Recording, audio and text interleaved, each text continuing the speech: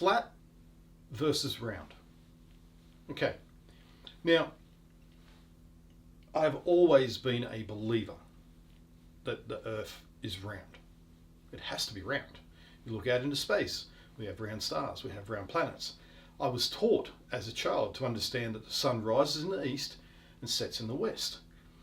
I know how to use an analog watch as a compass, and I can use a sundial. I know the very principles of a round Earth and how to navigate across that round Earth. Okay. Even though I did a piece on Captain James Cook. Now, depends on your view of Cook himself. The fact is, he navigated the globe using ancient tools like a sextant. Cook used a sextant to circumnavigate the globe. A sextant, not a sextant. No, you cannot take this thing camping and have sex in it. Okay? There's a reason why I tell this story. This is a sextant. Cook used this to navigate the globe. Okay? Now, he would use this sextant to work out where he was on the globe via the stars. If we were spinning really, really fast, the stars would be travelling past at Mach 1.3, because that's how fast we are spinning. 1.3 times the speed of sound. But we're not. We're actually spinning as slow as this little thing here called a sundial. All right?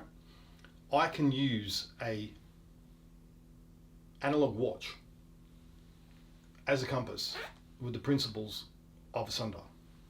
Easy setup.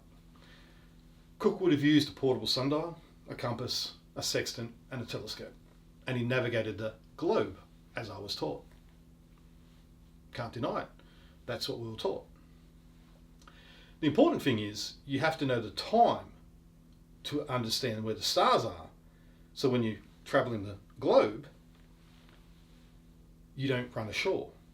And that's why apparently there's so many wrecks across the Western Australia coastline, because they didn't get the time right and Australia just went crept up on them. So I've been taught the world's round. Did a piece. Ready to, yep, no problems. There's only one problem. Water is always level. Not only is water always level, it is actually used as a level. So therefore, when I took a few photos, this kind of shocked me. Now, the thing is, round earthers will tell you that when you're standing on the shore, the ship travels away from you at a certain rate, a certain speed. And apparently the shore to the horizon is about 5 kilometres long. If you're up about 3 to 4 metres, 5 metres, it's about 7 to 8 kilometres from the shore to the horizon, because you're at a higher altitude. But here's a photo that is probably around about the 5 to 6 metres altitude. And the shore to the horizon is roughly 2 centimetres. But side to side is 50 centimetres, according to my 27-inch monitor. Yet the horizon is dead level. Does that mean that it's not actually round? It's not cylindrical? Sorry, it's not spherical. Could it be cylindrical? Could it be tubular? Could it be flat? Oh, that old one. Is it really mountains? So, here's the thing. There is so much evidence that proves that it's round, because NASA said it was, right? Think about it. Another one-armed axeman. NASA said they went to space. NASA took the photos. NASA sent it back. It's definitely round because NASA said so. Interesting. Okay, so who else says it's round? The physicists. The physicists say it's round. Okay. The scientists say it's round. I remember chatting with a guy once and he said, of course it's round, I've seen the photos. I know another guy that said that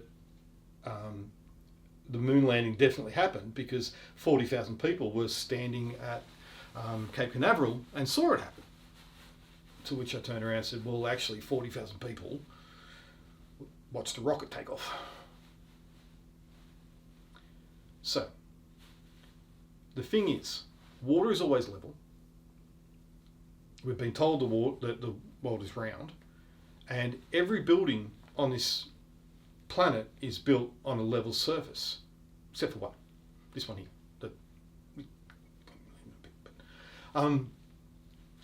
Every building on this planet is built level.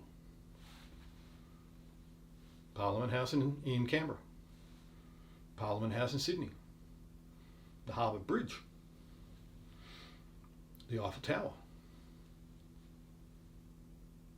Empire State Building, Taj Mahal. All of these buildings are built level. Okay? Everything is level. Water is always level. The amount of occupations that know how to use a level, here's a list of them. Okay? The thing is this. I'm going to throw something in that messes with that entire principle. But if you look at the lock systems, the Panama Canal, the English locks, the Scottish locks, the Egyptian locks, they all have level surfaces, one to the other. They're always level. They're not curved. You can actually use a cup of water to get a fence post level. But I'm going to throw something in that's going to maybe throw in a curveball. And this is a toy. Now, I'm trying to make this as easy to understand that a child can understand it. A 5-year-old child can understand it. So if you're a scientist at the moment, go grab a 5-year-old so that they can help explain it to you. Okay? Here's the thing. Give me a second. Picture this. This is a dog's squeaky toy. Right, see the little dimples? See how it's colour coded? We have the orange at the bottom, pink at the top. Northern hemisphere, southern hemisphere. Alright? Not like that, but okay. As it's spinning around, all these dimples are buildings throughout the world. They're all built dead level, and they're all at 90 degrees. I live in Australia, Sydney, Australia, so about here, that's me. This building, Parliament House, will be going in that direction. That's if it's round. But, according to physics, it's perfectly level because of gravity. Water's always level, building's always level, building's always 90 degrees. So how can it possibly be poking out like that?